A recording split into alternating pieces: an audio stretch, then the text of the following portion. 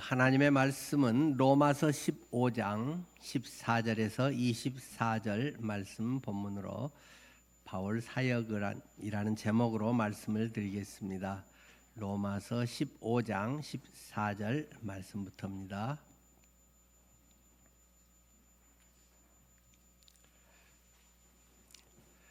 내 형제들아, 너희가 스스로 선함이 가득하고 모든 지식이 차서 능히 서로 구원하는 자임을 나도 확신하노라. 그러나 내가 너희로 다시 생각나게 하려고 하나님께서 내게 주신 은혜로 말미암아 더욱 담대히 대략 너희에게 썼노니, 이 은혜는 곧 나로 이방인을 위하여 그리스도 예수의 일꾼이 되어 하나님의 복음의 제사장 직분을 하게 하사 이방인을 제물로 드리는 것이 성령 안에서 거룩하게 되어 받으실 만하게 하려 하심이라. 그러므로 내가 그리스도 예수 안에서 하나님의 일을 위하여 자랑하는 것이 있거니와, 그리스도께서 이방인들을 순종하게 하기 위하여 나를 통하여 역사하신 것 외에는 내가 감히 말하지 아니하노니, 그 일은 말과 행위로 표적과 기사의 능력으로 성령의 능력으로 이루어졌으며, 그리하여 내가 예루살렘으로부터 두루 행하여 일루리곤까지 그리스도의 복음을 편만하게 전하였노라. 또 내가 그리스도의 이름을 부르는 곳에는 복음을 전하지 않기를 힘썼노니, 이는 남의 터 위에 건축하지 아니하려 함이라. 기록된 바 주의 소식을 받는 자들이 볼 것이요 듣지 못하는 자들이 깨달으리라 함과 같으니라. 그러므로 또한 내가 너희에게 가려 하던 것이 여러 번 막혔더니 이제는 이 지방에 일할 곳이 없고, 또 여러 해 전부터 언제든지 서바나로 갈 때에 너희에게 가기를 바라고 있었으니, 이는 지나가는 길에 너희를 보고 먼저 너희와 사귐으로 얼마간 기쁨을 얻은 후에 너희가 그리로 보내주기를 바람이라. 아멘. 사도 바울은 이 로마서를 이제 마무리해 가면서 로마서의 쭉 내용들을 지금 이제 설명을 했는데, 그 앞으로 이후에 대한 그런 또 일정들을 이야기하고 있습니다. 이 편지를 쓰게 된 동기, 그 사정을 말하고 장래 일정을 말하고, 이제 맨 마지막 장에는 긴 문안 인사가 기록되어 있죠. 네. 이 사도 바울의 사역이라는 제목으로 오늘은 우리가 말씀을 드리고 있습니다. 15절 말씀에도 보면 바울이 이 로마서를 쓴 것은 그 동기가 하나님의 은혜다라고 분명하게 이야기를 합니다. 그러나 내가 너희로 다시 생각나게 하려고 하나님께서 내게 주신 은혜로 말미암아 더욱 담대히 대략 너희에게 썼노니 하면서 시작을 합니다. 은혜란 무엇이겠습니까? 사도 바울은 계속 그의 서신에서 강조하고 있는 내용이 은혜입니다. 은혜를 받은 사람은 계속 은혜를 이야기하게 됩니다만은, 그렇지 않은 사람은 계속 자기를 이야기하게 됩니다. 내가 뭘 했고 내가 어쩌고 내가라는 것을 계속 강조하게 됩니다. 여러분의 말은, 여러분의 삶에서의 고백은 무엇이 되시나요? 하나님의 은혜네요 라는 것이 여러분의 마음속에 진정한 고백입니까? 내가 뭘 했는데, 내가 이렇게 했고 내가 그것이 비록 교회의 일이든 복음을 전하는 일이든 다른 무엇이든 간에 내가 했다고 생각하는 순간부터 다 까먹어 버린다라는 것을 기억하시기를 바랍니다. 내가 해서 내가 영광 받아버리고 내가 다 했으면 하나님 앞에서 인정받을 만한 것이 없습니다. 순교를 당한다 할지라도 내가 믿음이 좋아서 내가 참아서 하면 그냥 죽고 끝나는 것입니다. 그러나 남들이 볼 때는 별 일이 크게 뭘 안 하는 것 같은데, 하나님의 은혜라고 하는 것을 진정으로 깨달으면서 살아간다면 하나님 앞에 그것은 큰 상을 받게 되리라고 말씀하고 있습니다. 사도 바울은 그것을 너무나 절절히 깨달았던 사람입니다. 전에는 자기가 늘 주어가 되어 살았던 사람입니다. 내가 좋은 가문에서 태어났어. 나는 인류대학교를 졸업했어. 최고의 스승인 가말리엘의 문화의 제자고 나는 로마 시민권을 가지고 있는 사람이야. 나는 머리가 좋아. 나는 공부를 많이 했어. 나는 다른 사람들에게 영향을 많이 미칠 수 있어 하는 그의 삶의 지난 날에 보면 그런 것들이 깔려 있다는 것입니다. 그런데 그가 한 그런 모든 것의 결론이 무엇이냐를 성경은 한 가지 사건을 통해서 보여주면서 사도 바울의 인생의 전환점을 우리에게 제시해주고 있습니다. 그것이 바로 스데반 때려 죽인 사건이다라는 것입니다. 그렇게 준비를 많이 하고 모든 사람의 칭송을 받을 만한 그의 삶에 등장하면서 그가 하는 일은 다른 사람들이 스데반 집사 하나님의 복음의 일꾼이고 정말로 주님을 사랑하고 순수하게 그 일을 한 스데반 집사를 돌로 쳐 죽이는 일을 하는데 그 심판정에서 다른 사람의 옷을 맡아서 보관하고 진두지휘를 하듯이 다른 사람들에게 이렇게 저렇게 제시를 하면서 결국 스데반 때려 죽이는 일에 배후에 버티고 있는 사람이 바울이라고 성경은 이야기하고 있습니다. 물론 바울, 사울 거기에 대해서는 편하게 생각해도 좋을 것 같습니다. 그냥 메시지적으로 좋게 생각하면 바울의 사울이라는 이름은 큰 자고 바울이라고 하는 이름은 작은 자다. 그래서 저는 자기가 대단히 큰 줄 알았는데 나중에 하나님 만나고 보니까 작은 자다 바울이라고 했다라고 해도 은혜가 되고, 그러나 좀 더 정확하게는 태어나면서부터 사울이란 이름과 바울이란 이름을 둘 다 가지고 있었습니다. 사울은 히브리어식 이름이고 로마 시민권 여권에 쓰여진 이름은 헬라식으로 바울이었습니다.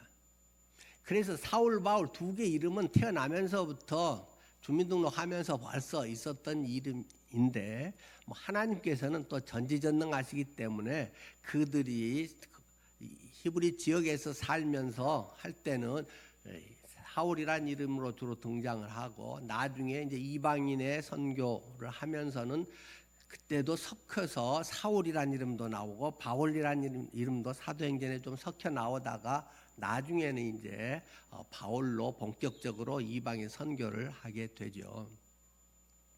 어쨌든 간에 사도 바울 그는 자기 육신적으로는 세상적으로 보고 할 때는 좀 부자고 있어 보이고 다른 사람들의 박수를 받을 만한 존재였지만 그가 결국 하는 일은 진실된 사람, 진정으로 하나님의 복음의 사람 스데반 때려 죽이는 일에 그가 배우 조종인물로 쓰임받고 있다라는 사실입니다.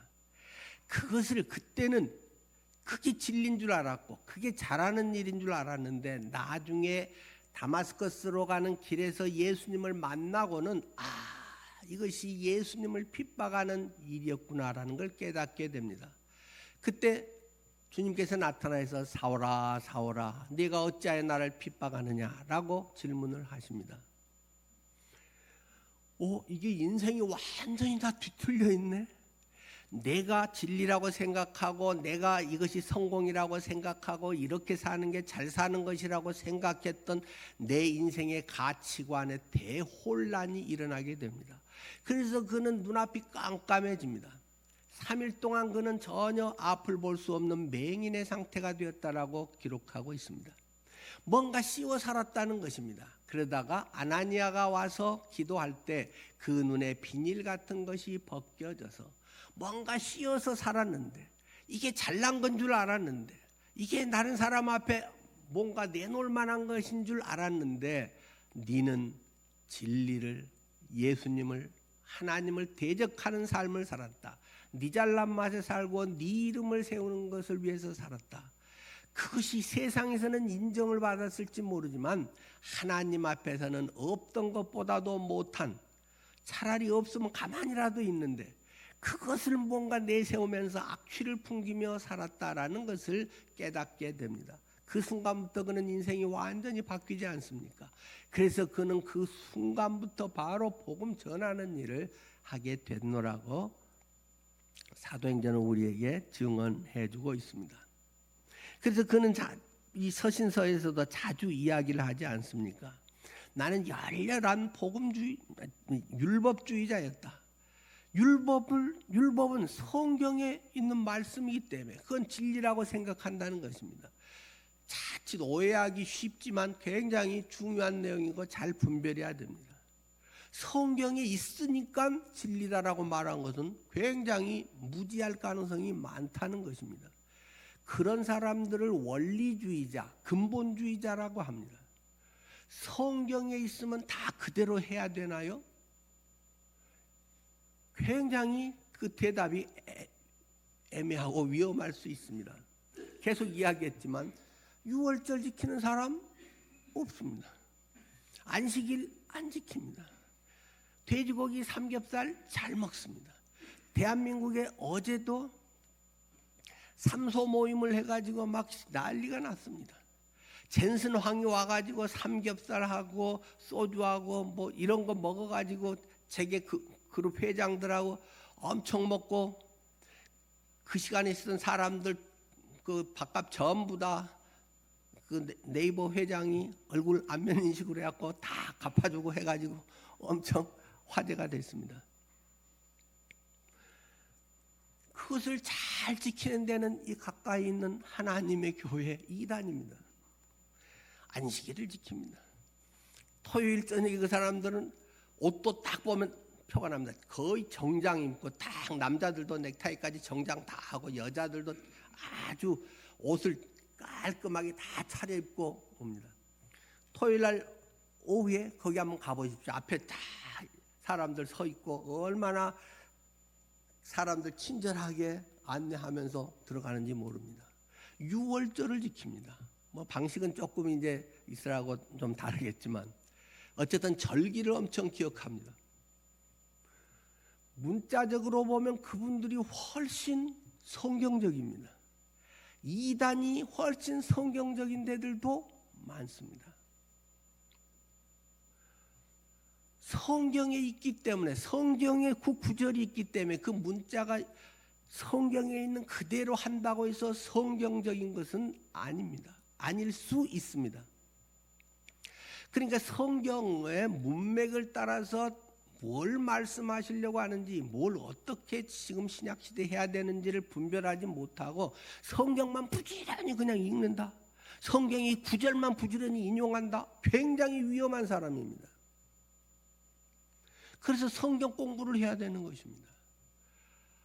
이것이 무슨 그림자로 모형으로 주어진 것인가?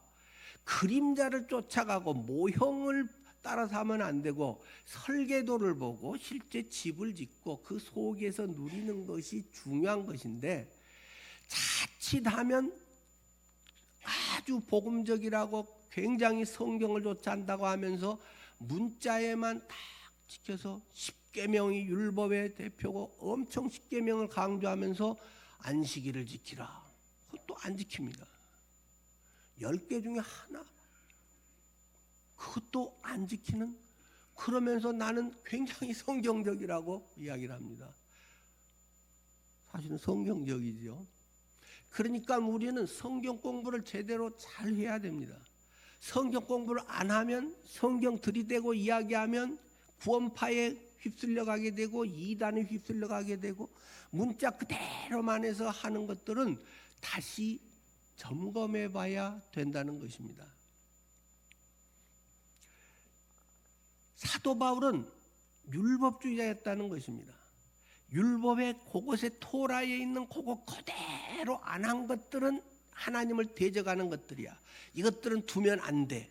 죽여야 돼. 그래서 사도 바울은 그들을 때려 죽이기 위해서 그 열심을 내고 월급도 안 받으면서 자비량으로 다마스커스까지 쫓아다니면서 그 사람들을 죽이려고 그렇게 애를 썼다는 것입니다. 그 자신이 하는 고백이 그래서 나는 죄인 중에 괴수다.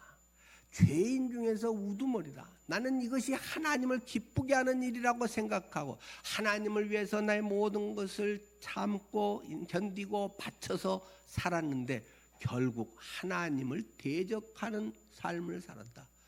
하나님의 반대되는 삶을 살았다. 뭔가 자기 것이 있다는 사람들이 그러기 쉽다는 사실을 늘 경각심을 가져야 됩니다. 사도 바울은 그러다가 지식으로가 아니라 성령 안에서 이것이 깨달아집니다. 성경의 말씀이 성령으로 인해서 생명의 말씀으로 깨달아집니다. 하나님의 말씀이 그의 속에 인쳤다. 도장 찍었다. 인감도장을 딱 하나님이 찍어서 너는 내 것이야. 등기부에 딱 도장이 찍혔다는 것입니다. 우리들의 삶에 나의 신앙생활은 과연 어떤 삶을 살고 있는가를 늘 우리는 하나님 앞에 점검해야 됩니다. 그런데 그것이 항상 문자적으로 똑같지 않다는 것입니다. 사람의 성숙도에 따라서 때로는 어떤 것이 차이가 있을 수도 있습니다. 우리가 우주선을 발사를 합니다. 곧 뭐 증권가랑 막 굉장히 긴장하잖아요. 뭐 스페이스 X가 곧 상장되면 그것이 한 200조 정도에 뭐 어쩌고 저쩌고 하면서 그리 빠져나가면 한국 경시가 뭐 어떻게 될까? 뭐 저는 이제 그런 거 잘 모릅니다만은 우주선을 쏘면 여기서 한번 잘 쏘아놓으면 끝나는가요? 계속 본부와 수신 주고받고 하면서 궤도 수정을 계속 해가야 되는 것입니다. 궤도 수정을 잘 계속해서 제자리에 딱 궤도에 올라가야지 그렇지 않으면 우주의 고철덩어리가 되고 맙니다. 또는 폭파하고 끝나게 되겠죠. 우리의 그리스도인의 삶이라고 하는 것도 어떤 딱 틀, 어떤 몇 가지 고정된 것에 의해서 죽어라고 그냥 그것을 붙들고 사는 것은 아닙니다. 하나님은 그러기 위해서 내 안에 기가 막힌 내비게이션을 주셨습니다. 그건 무엇입니까? 성령님이십니다. 성령을 우리 안에 주셔서 성령을 따라서 성령이 계속 말씀하십니다. 그리스도인의 삶에 성령의 인도함을 받지 않는 삶은 굉장히 위험한 삶입니다. 자기가 이해하는 자기 방식에 그것이 안 되면 자칫 정죄하기 쉽습니다. 자칫 교회의 중직자가 그러면 교회는 큰 고통을 당합니다. 계속 주님과의 관계 속에서 주님의 말씀을 깨달았고 주님의 말씀과의 교통함이 있고 주의 말씀에 성령의 음성을 듣고 분별하고 인도하심을 따르지 않은 교리로 고착화되어 있는 신앙은 굉장히 위험한 신앙이 된다는 것을 늘 기억해야 됩니다. 여러분은 날마다 주님과 친밀한 교제 가운데 살아가고 계십니까? 하나님의 말씀이 나를 날마다 인도하시는 삶을 살아가고 계십니까? 여러분의 성경 공부는 성경의 그 말씀이 나의 오늘의 삶에 피가 되고 살이 되는 그러한 생명의 능력의 말씀으로 자리 잡고 있습니까? 그렇지 않으면 바리새인이 되기 쉽고 예수님의 가장 큰 질책을 받았던 결국 예수님을 때려 죽이고 마는 그런 바리새인이 되어버린다는 사실을 우리는 늘 기억해야 한다는 것입니다. 내비게이션이라고 표현을 했습니다마는 내비게이션은 뭐 인격은 아니고 그냥 잘 세팅된 것을 우리에게 전해주는 것이죠.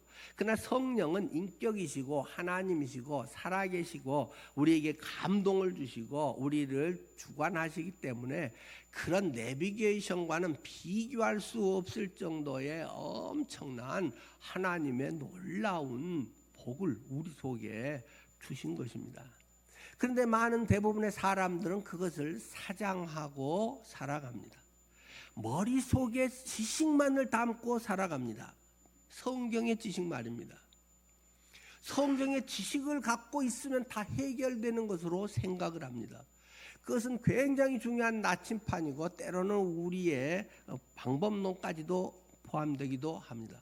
그러나 2000년 전 때로는 구약 시대의 수천 년 전의 것과 지금의 우리 문화나 삶이나 가치관이나 이런 것에 문자 그대로만 적용할 수 없는 경우가 적지 않다는 사실을 또 인정하지 않을 수 없습니다.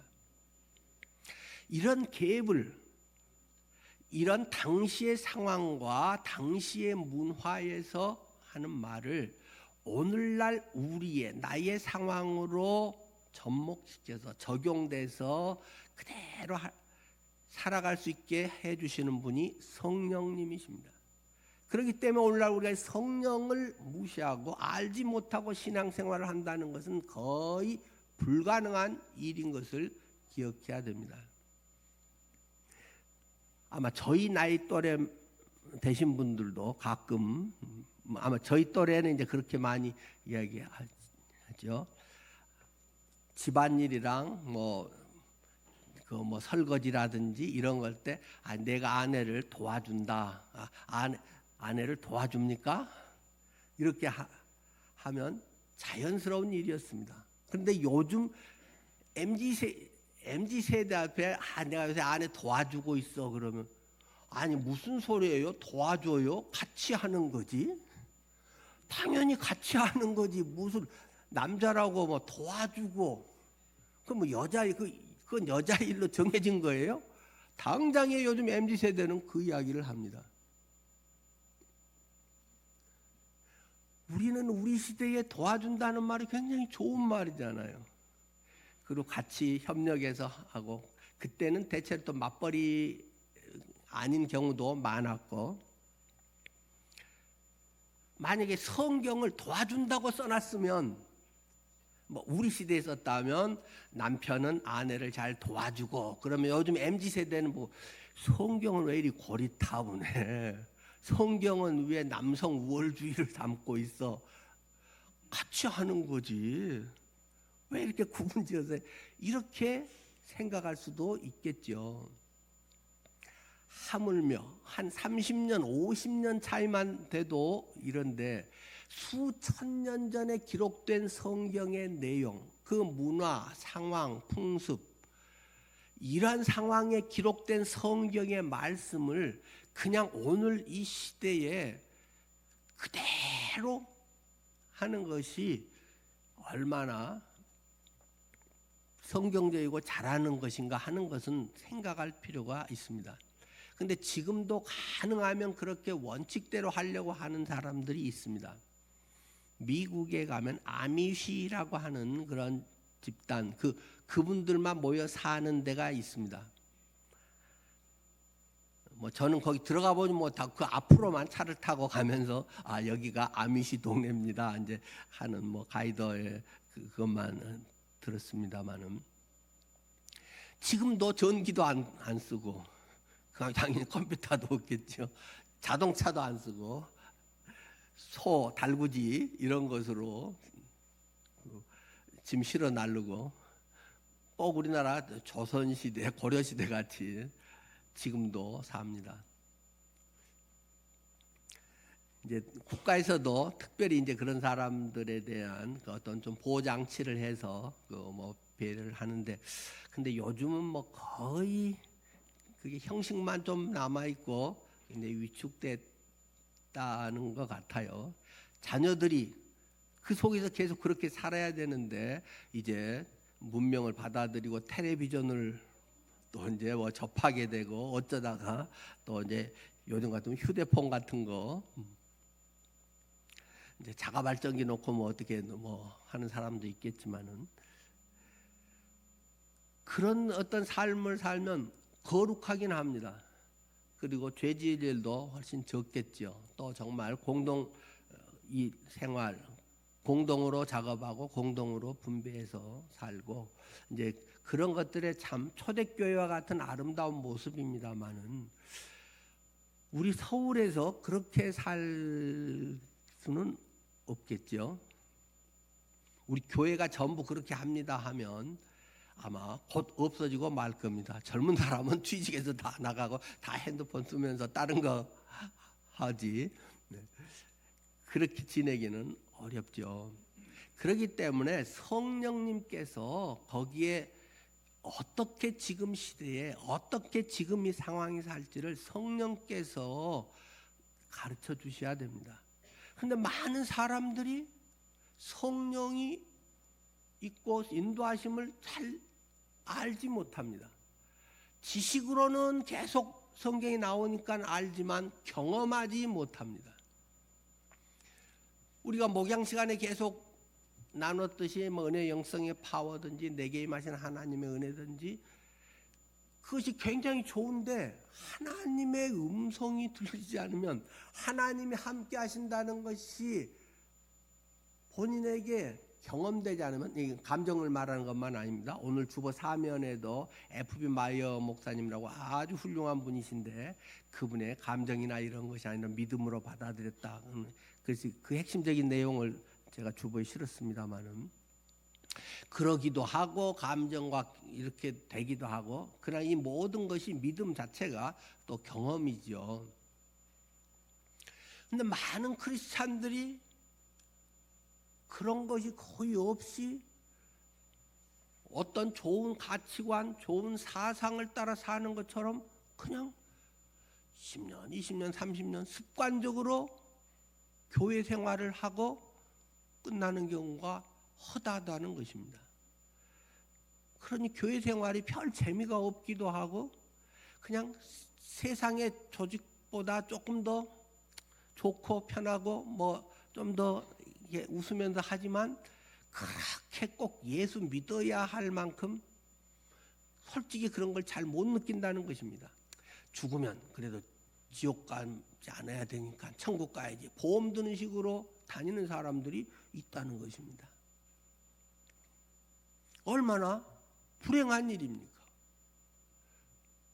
내비게이션이 딱 있는데 내비게이션은 꺼놓고 틀렸네 어떻게 그 다음에 어떻게 하지 밤낮 인생을 그렇게 살아가는 사람들이 태반의 교인이라고 하는 것입니다.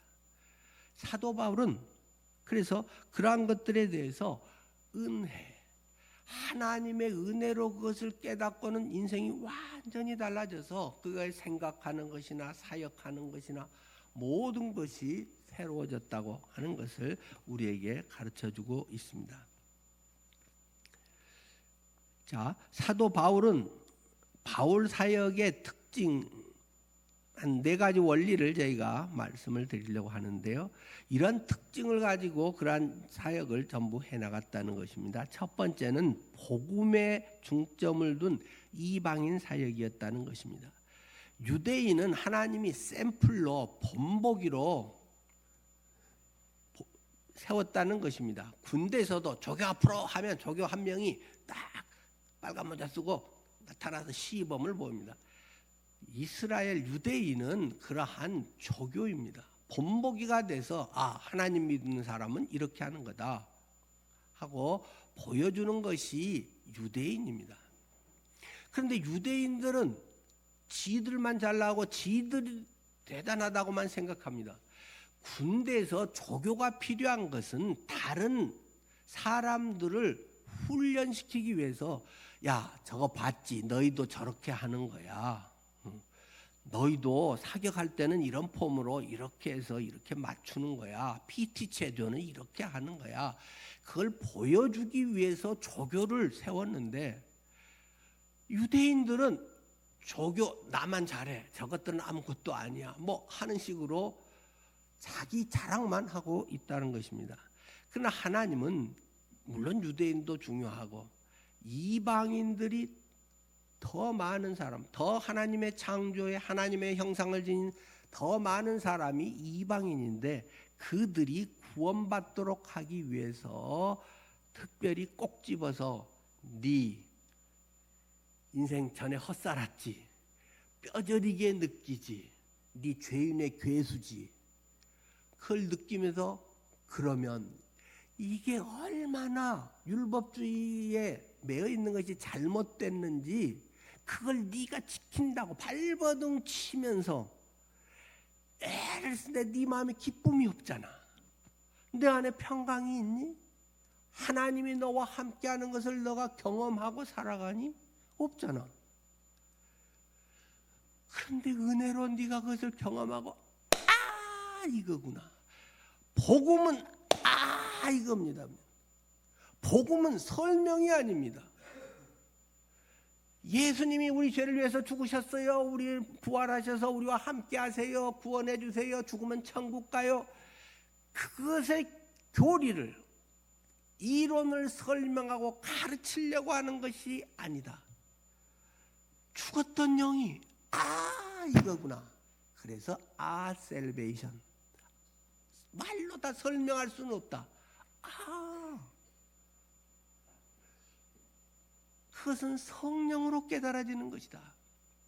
물론 잘 설명을 해줘야 사람들이 그런 거구나 하고 이제 이해를 할 수 있는 문턱까지 갈 수 있게 해주는 것이 우리가 복음 전도고 설명인 것이고, 문턱을 딱 넘으면서 깨닫게 하는 건 성령께서 깨닫게, 영의 눈이 열려서 되는 것이지, 설명을 열심히 하고 뭘 잘 지키고 착하고 뭘 어떻게 하고 그래 가지고 되는 것은 죽어도 아니야. 문턱을 넘는 것은 오직 믿음이야. 교회 다니는 거야가 아니라 믿음이야. 예수님이 날 위해 죽으셨네? 나도 죽어버렸네? 그러면 예수님 부활할 때 나도 살아버린 거네? 내가 살아있네, 살아있어. 그걸 발견하는 것입니다. 예수의 생명이 내 안에 쏙 들어와 버리는 것입니다. 성령이 내 안에 들어와서 그냥 알아져 버리는 것입니다. 공부해서 하는 것이 아니고 알아져 버리는 것입니다. 믿어져 버리는 것입니다.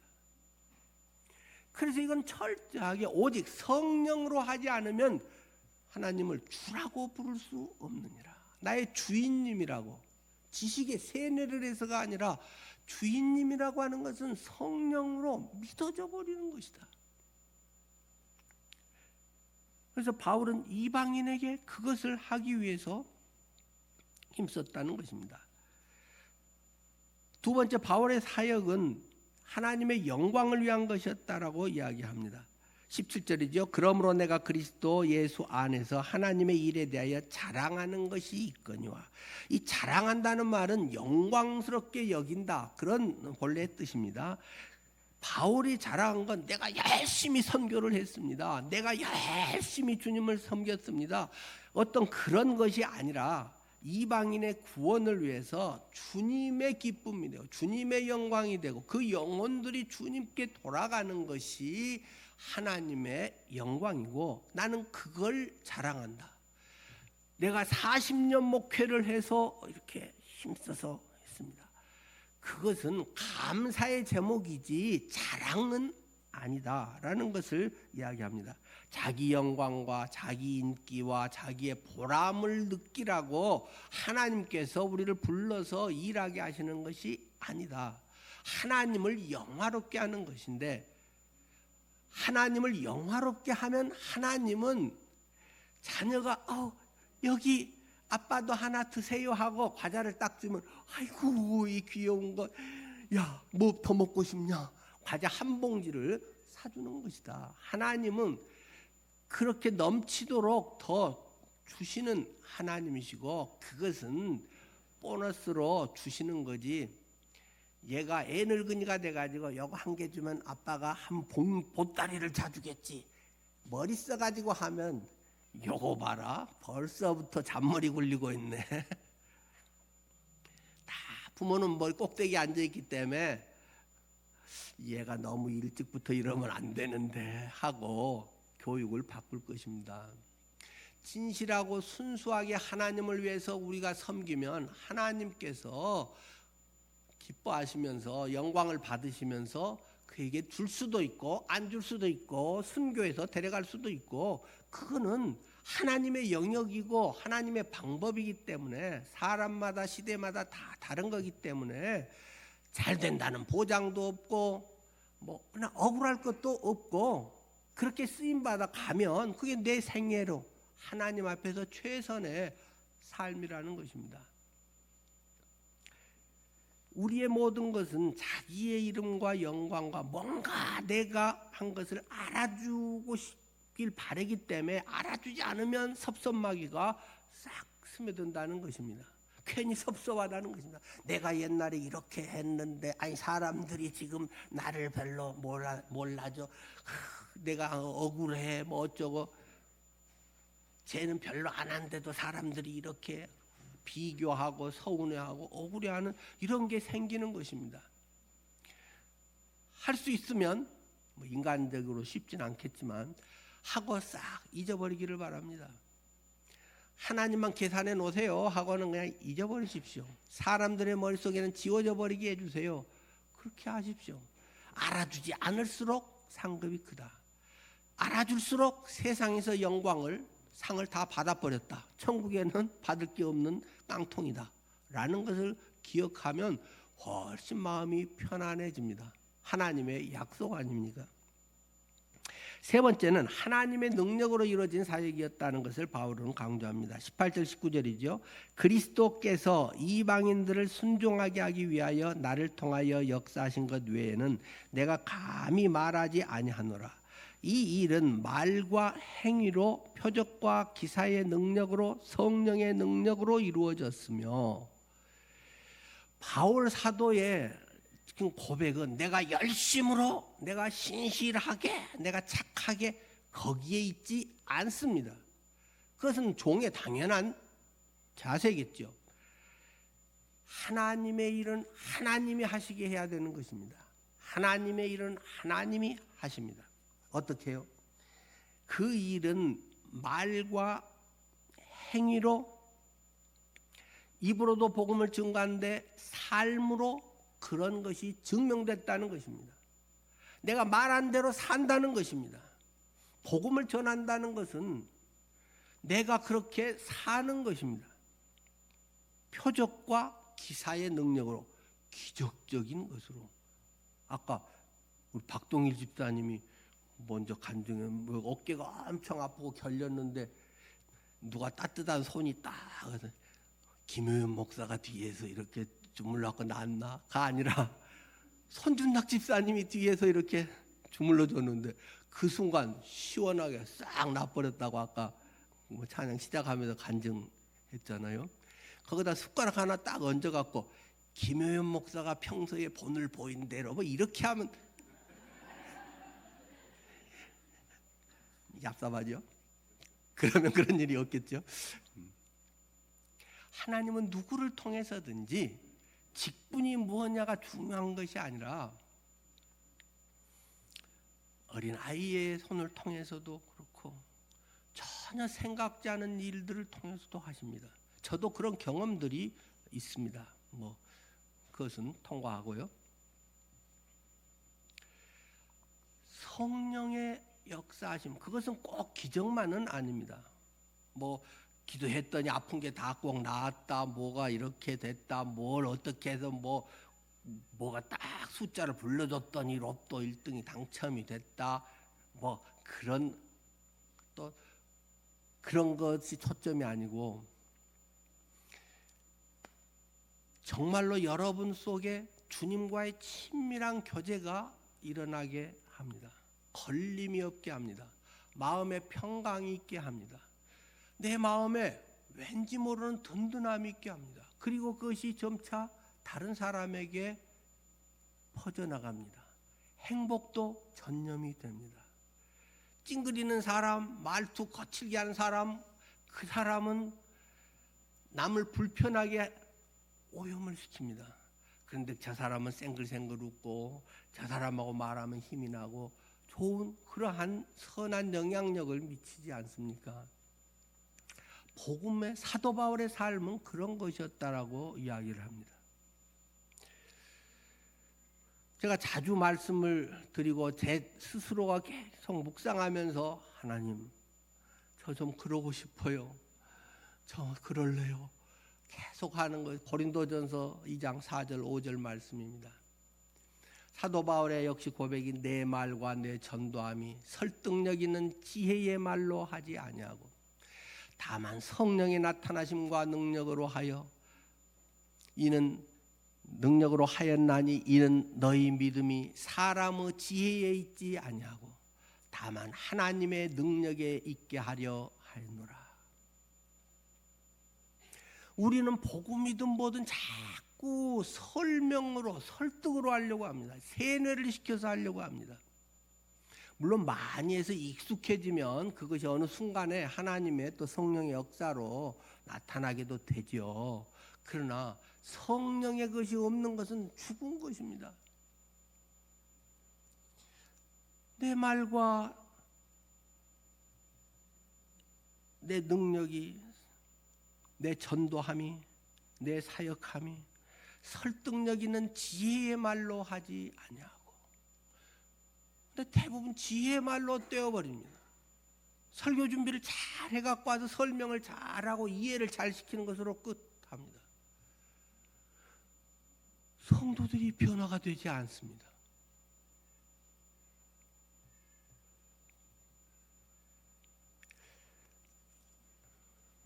그런 생각을 합니다. 혹시 여러분이 어느 교회를 다니는데, 우리 늘푸른교회도 마찬가지고요, 10년, 20년 돼도 변화가 되지 않는다? 그러면 그 교회하고 그 사람은 잘 안 맞는 것일 겁니다. 그런 분들은 딴 교회로 옮겨 보십시오. 도움이 될 것 같아요.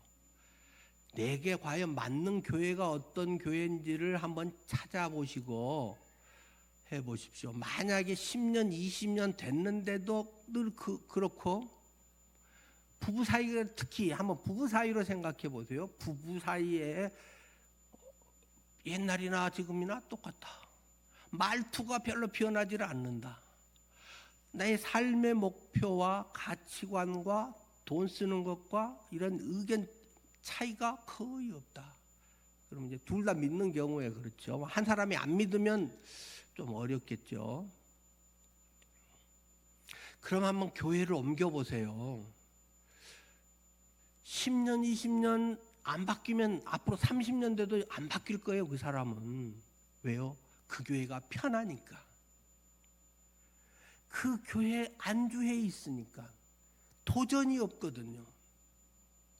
이렇게 살면 안 되네라는 것을 그 목회자에게 맨날 10년, 20년 듣는 게 뻔하고 뻔한 어조로 뻔하게 이야기를 하고 교회는 비슷하게 돌아가기 때문에 아마 그런 분은 그냥 그러다 끝날 거예요.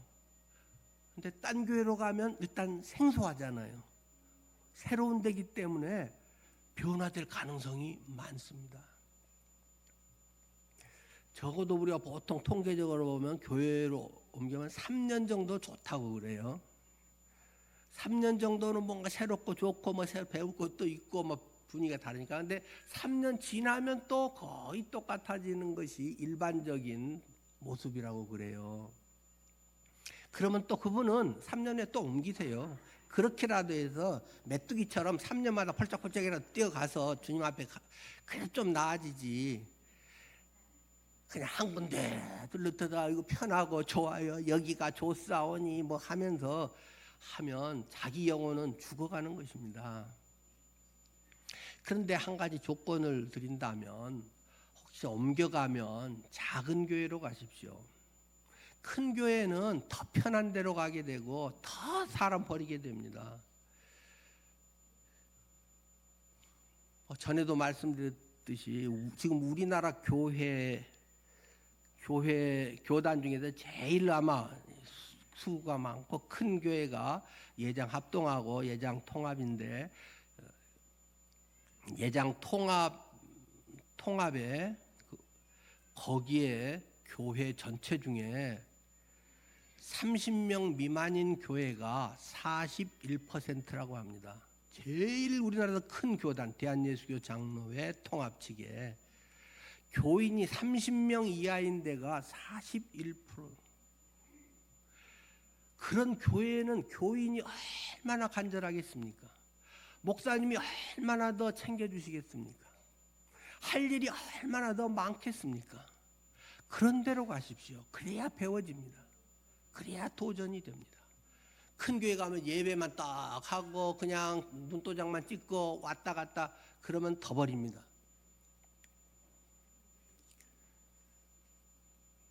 늘푸른 교회는 큰 교회입니다. 규모가 100명 넘은 교회는 대한민국에서 상위 20% 안에 드는 교회입니다. 모든 교단을 합쳐서 말입니다. 지금 우리 교회가 크네 그런 얘기를 하려는 게 전혀 아니라는 것을 아실 것입니다. 한 사람 한 사람은 너무나도 소중하지만은 그래도 100명, 1000명 된 데서 한두 사람 빠지면 큰 공백이 그렇게 크지는 않습니다.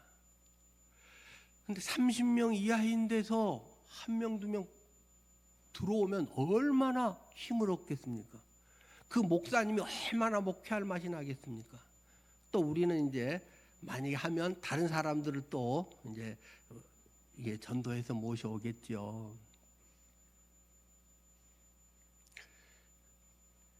네 번째 대한 이야기입니다마는 하나님의 뜻에 따른 사역이었다라는 것과 연결해서 설명을 드리자면 20절에 또 내가 그리스도의 이름을 부르는 곳에는 복음을 전하지 않기를 힘썼노니 이는 남의 터 위에 건축하지 아니하려 함이라. 남의 터 위에 건축하지 않으려고 한다는 것이 바울의 선교의 그런 기본 자세라고 하는 것입니다. 근데 이것이 이제 서울 같은 데서 참 이게 쉽지가 않은 것 같아요. 여러분 잘 아시듯이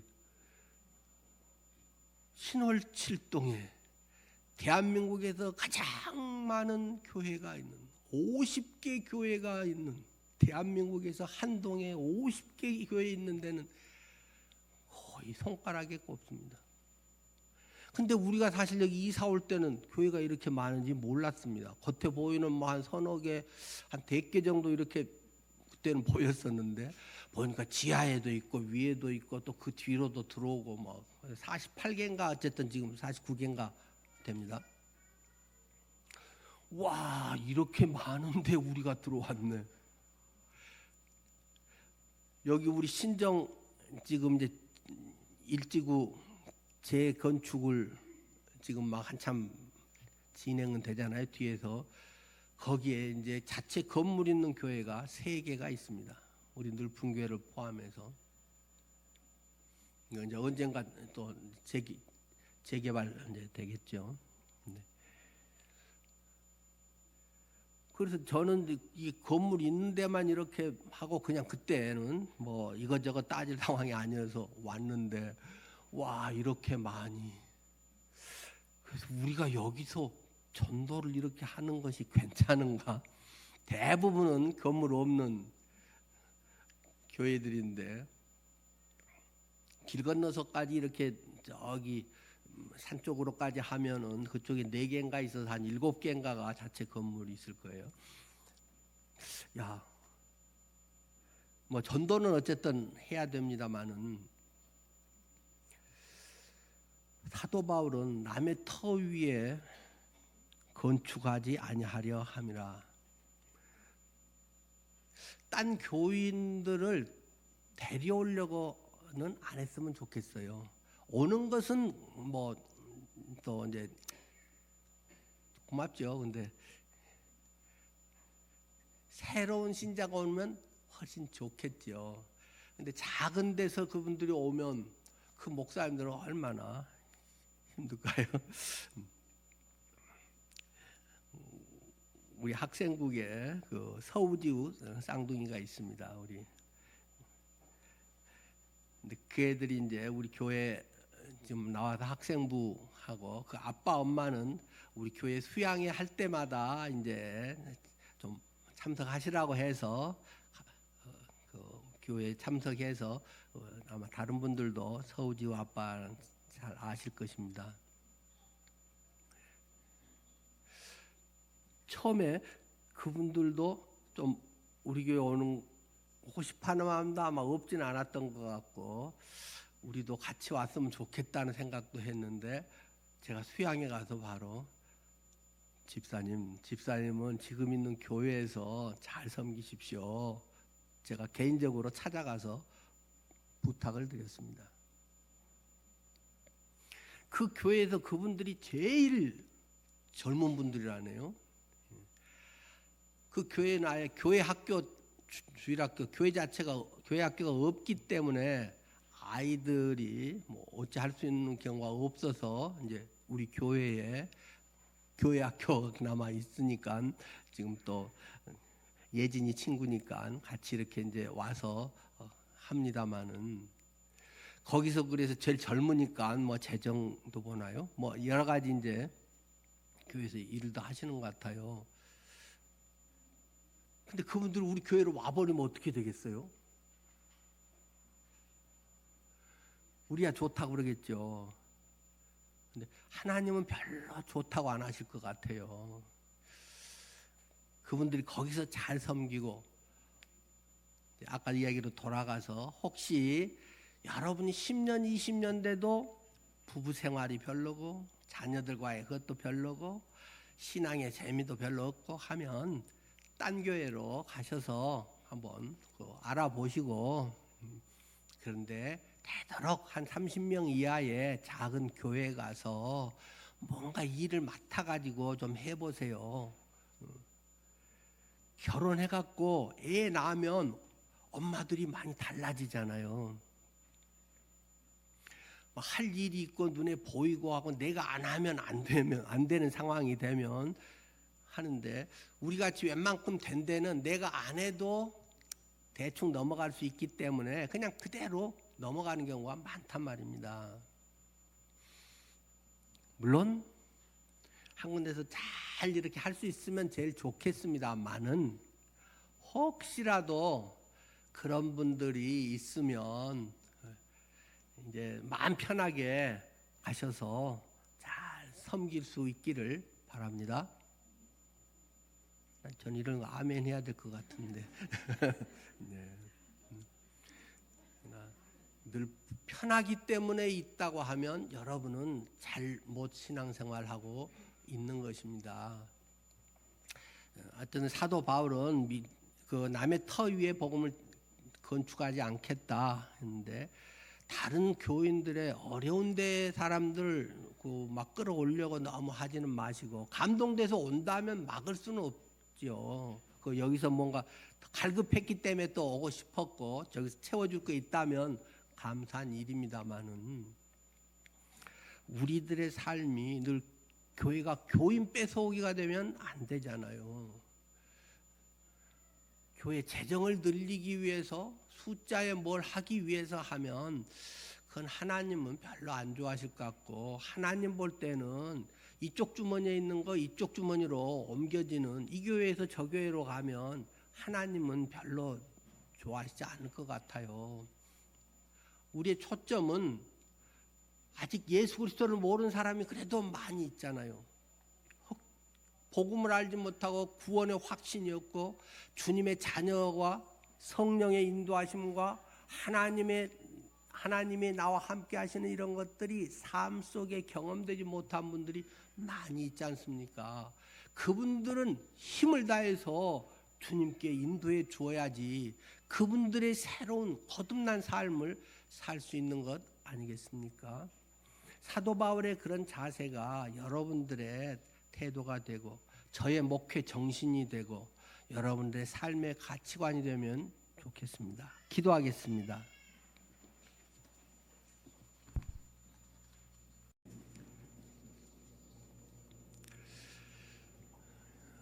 하나님, 참 목회하다 보면 찔리는 게 참 많습니다. 자꾸 눈앞에 보이는 거 채우고 좀 우리가 조금 더 좋아지는 것 같고 능력 있는 것 같고 좀 다른 사람들 앞에 인정받고 싶고 그런 육신적인 생각들이 스쳐가곤 합니다. 그렇지 못하면 기가 죽기도 하고 자신감이 없기도 하고 우리들 속에는 여전히 그러한 세상적인 생각들이 불쑥불쑥 튀어나오곤 합니다.